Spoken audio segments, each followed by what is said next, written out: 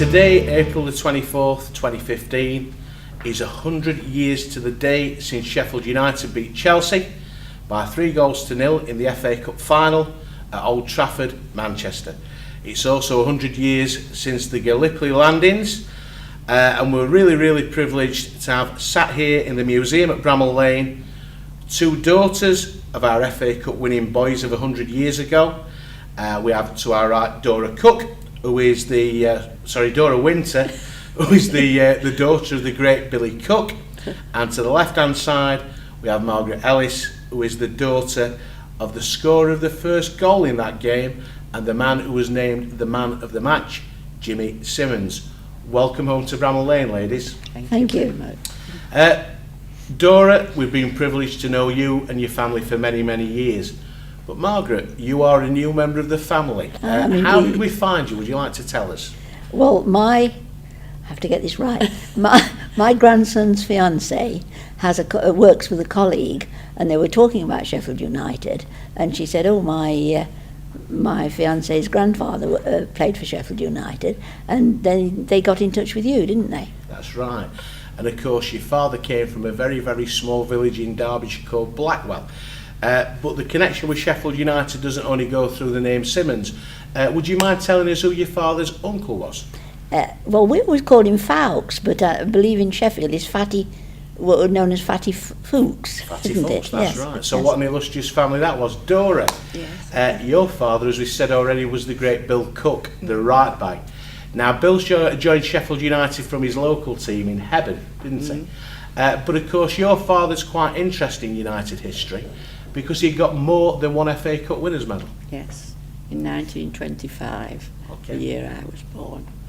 And there's something quite special about that as well, isn't there? Because your father doesn't appear on the winning picture for that final, does No, he? he's in a little inset in the top right-hand corner. And why's that? Because he travelled straight back up to the northeast to see me, a bit more of me. And what people don't realise today is that your father played for Sheffield United for 15 years. Yeah. And your father played for Sheffield United from 1908 up to the start of the war and then after the war as well. But neither of the lads lived in Sheffield, did they? No, never. Your father had a very interesting debut for Sheffield United, and he scored on his debut as well. What happened, Margaret? Well, apparently they didn't have cars in those days, and he had to catch the local train from Blackwell to Sheffield, and I think it was rather late. And then he had to run from the station to the ground because there again there were no cars put on. And when he got to the ground, he was, I think, only 18. Looked so young, the groundsman wouldn't let him in. Said, my father said, "Well, I'm a player," and he said, "No, sonny, run away." And we've talked about your dad earlier. Obviously, all the years he was a Sheffield United player, he had a travel permit, and you and your mum and your sisters were up in the northeast, and he travelled down. And he lodged next to the ground, didn't he, when he was playing? Yes. But of course, he did something quite unusual when he'd finished after 15 years as a player. What did he do? Brought the family down when I was 3. So after all those years of Yes, playing for the yes, Blades, he yes. travelled down from the north east, Yes. and then when he finished playing for Sheffield United, he thought it'd be a good idea to move to Sheffield. Well, you see, it was a mining village. There was hardly anything to go back to, although he always had said that he would, But there we are. So with the pair of them, obviously 100 years ago today, your father and your father walked out of the tunnel at Old Trafford, Manchester, wearing the red and white stripes of Sheffield United to play in the FA Cup Final against Chelsea. And another connection, of course, was that Chelsea was still quite a young club, and his uncle Bill Fawkes had been the first ever captain of Chelsea, so there was quite a connection there. Yeah. Dora, did your father talk about that final? It's obviously such a famous cup final. Did he ever talk football with you? Very little. Didn't know that there was all the secrecy afterwards, Very little. And of course with Jimmy as well. I mean, he had a career that spanned Sheffield United and West Ham as well for a couple of seasons. But you were born after his football career finished. Did he talk much about that final with you? No. Knew very little of it. It's interesting, isn't it? Because of course it's a different world. Would you say they were both quite private people? Yes, my father was.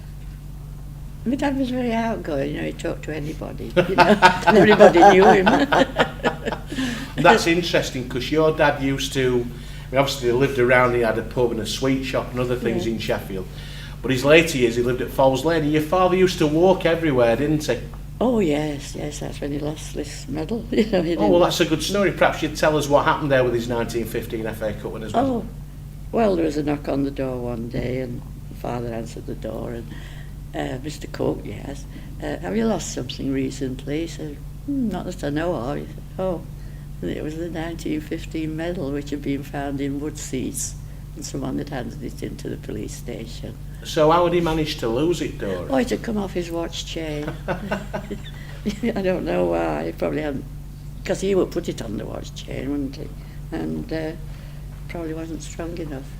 So I think he put it, I can't remember it being on the watch chain when I got all his memorabilia, you So know. probably scared him off when he did that. Yes, I mean, I know he would hated to have lost it. And So I know, in a way, it was good that the police came and told him before he realised he'd lost it. You know, he'd have probably thought, oh, that's gone for good. But, so, with your father and your mum, Margaret, like Dora's parents, your father had pubs, didn't he? But he moved quite a lot. And you've said to me a couple of times already, it's a miracle that the medal's still there, let alone everything else. Yes. But they moved around, didn't they? Tell me something about him when he finished with football, because he had a pub in Matlock and he was a good cricketer. He had a pub in Matlock, and he played cricket for Matlock Town. And when they left, I've got the cutting out of the paper at his presentation, they said he'd topped the batting averages for the 4 years that he'd played for the club. So he was a very, very good cricketer as well. Yeah. Was your father an all-round sportsman, Dora?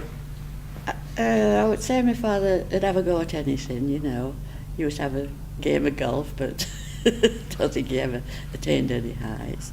And he could still kick a ball about. I can see him now on our lawn with our son, you know. A little one, just a little football, but leather. And I think my father picked it up and said, this is not laced up right. So laced it up as it should have been laced up. What do you think? I mean, obviously, they both lived to what we call good ages. I mean, Jimmy passed away in 1972. Yes. And Bill passed away in 1975 in Sheffield. But what do you think with the reaction, what would they have thought about all the interest, not only from Sheffield United, but from the different people in the media and so on that we've met today about this cup final that they played in, what made it so special? My father had been amazed at it, yes. Really? Yes, I don't think he would have ever believed that there would be all that interest after 100 years. It's incredible. What about Bill? Yes. The same, you know. Really surprised. I was surprised at a lot of things we had. I mean, obviously, your family stayed very much in Sheffield. It was quite interesting, Dora. You told me that when they lived near the ground on Club Garden Road and places like that your mum and dad used to take other Sheffield United players in as lodgers. And you remember today that your mum and dad had the captain of our 1936 Cup Final team, Harry Hooper, as a lodger. I think it was John, I'm not certain. I just remember the name, Harry Hooper. Did they ever bother coming back and watching football? Because you seemed to get this, once careers had finished, it was over. Did your dad ever come back to Bramall Lane, Mark? No, don't think he ever came back, not that I ever knew of. And yourself, Dora, did Bill used to come and watch us? No, not regularly, you know. Only probably say someone said, what about going? But he used to go to the Ball Inn, where they trained.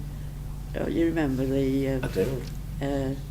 Someone once said, who's that old fella that keeps coming and watching us? Well, I'll tell you a story with that. Len Badger, who's still very much part of this football club.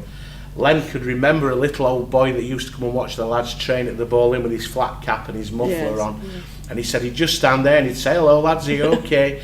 He said he'd talk to us. He says never once did he tell us that he'd won 2 FA Cups with Sheffield United, and it was he played in Len's position. I didn't know that. Both your father's medals and a lot of the other things that they won are at Sheffield United, so Sheffield United can look after them, and Sheffield United can put them on display so generations of other blades can find out about these 2 wonderful pre-war players.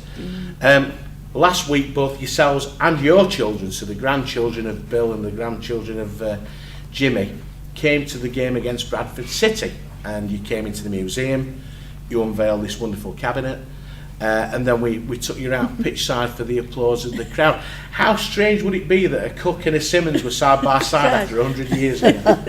You should have sat down in front of me. Yes, I should have. Yes, I should have been on the floor with my arms around my knees like my father was. Yes. How did it feel for you two? I mean, it must be, it's like almost drawing the circle, isn't it? Yes, it was lovely to meet Dora. I mean, we'd never met, obviously. It's been really lovely, yes.